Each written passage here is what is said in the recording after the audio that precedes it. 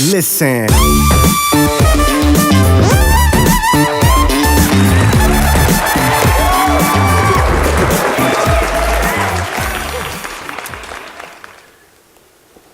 So my name is Chid Liberty, and I love starting businesses, but more than that, I love starting movements, especially movements centered around women, which is quite odd because I am not a woman. But I had the honor or I had the unfortunate situation as a child of having to leave Liberia at 18 months old, unable to return. My family sought refuge permanently in the US. And as Liberia's crisis got deeper and deeper, my family's hopes of ever being able to return home basically got slimmer and slimmer. And then these women that you see above me organized what was called the Liberian Peace Movement. Their movement was one of the most effective social movements of our time. Not only did they land the Accra Peace Accord, which has now caused 15 years, almost 15 years of peace in Liberia, they elected the first woman president in the history of the continent of Africa, and they took the movement global in 2011 when they won the Nobel Peace Prize. For me, it was significant because their peace allowed me to go home and reclaim my childhood identity. But I didn't want going home to just be about me and my needs. I wanted to partner with these women and see if we can turn their peace movement into a jobs movement. Liberia suffered from an 80% poverty rate and an 80% unemployment rate.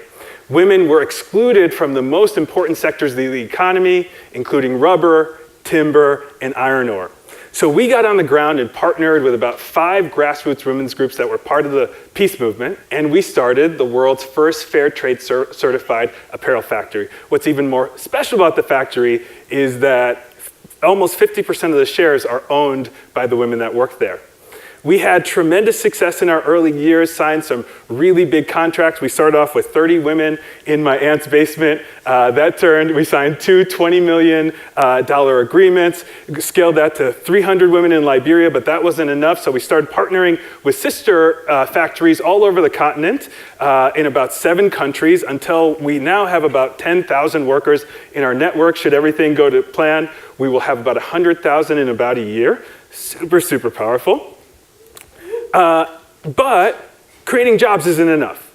Of course, we want to see what is the impact of those jobs. So in Liberia, about 40% of school-aged children are in school. But what we found by studying our workers in our network was that 98% of kids of women garment workers are in school. 100% of them have access to health care, so curable diseases like malaria are a nuisance, not a threat to their very existence. So all of these statistics were fantastic, but there was one statistic that really surprised me that we forgot to measure in the early days, and that was our divorce rate. About 25 to 30% of the women who got a job in our factory ended up divorcing their husbands within the first year. I am not an advocate for a divorce or anything like that, but some of these stories will make you damn proud. I'd like to tell you one about Maruyama. Maruyama entered our factory. She was actually one of our first 30 women. Really amazing soul, quiet, diligent, just a real taskmaster, gets her work done. You're a model citizen in the factory. One day, in the height of rainy season, I'm in my office, and Maruyama walks in, and she says, Mr. Liberty, I need to change the name on my bank account. And I thought to myself, oh boy, what have I done? Another divorce. So I said, Maruyama, what can we change your last name to? And she said, no, I don't need to change my last name. I need to change my first and last name. I was pretty confused, and she could tell. So she said, you see, boss, when I was 13 years old, I was essentially sold into a marriage to a man decades older than I am. And not only was I forced to take on the marriage, I was also forced to take on his religion and a name that isn't mine. She said, to be honest with you, my name is Rebecca, it's not Maruyama Ba, it's Rebecca Sayan, and I'm a Christian. And as I sat there looking at her, thinking to myself, wow, here this peace movement had brought me home to reclaim my identity, And I'm sitting in front of this woman who literally 3 days ago turned 50 years old as she reclaimed her childhood identity. This stuff actually works. This is actually working. This is what we came to do. So we're starting a new movement right now. It's called Uniform.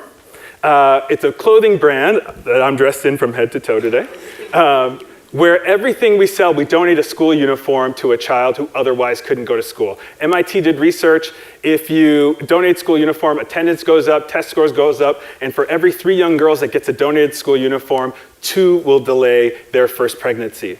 So we would love to invite you to become customers, partners, investors in Uniform, as we build one of the best clothing companies in history, we hope. We are big believers in Unreasonable's core value of we is greater than I, and we know that with all of us, we can truly bend the universe's moral arc a few degrees closer to justice. Thank you so much. Something you haven't heard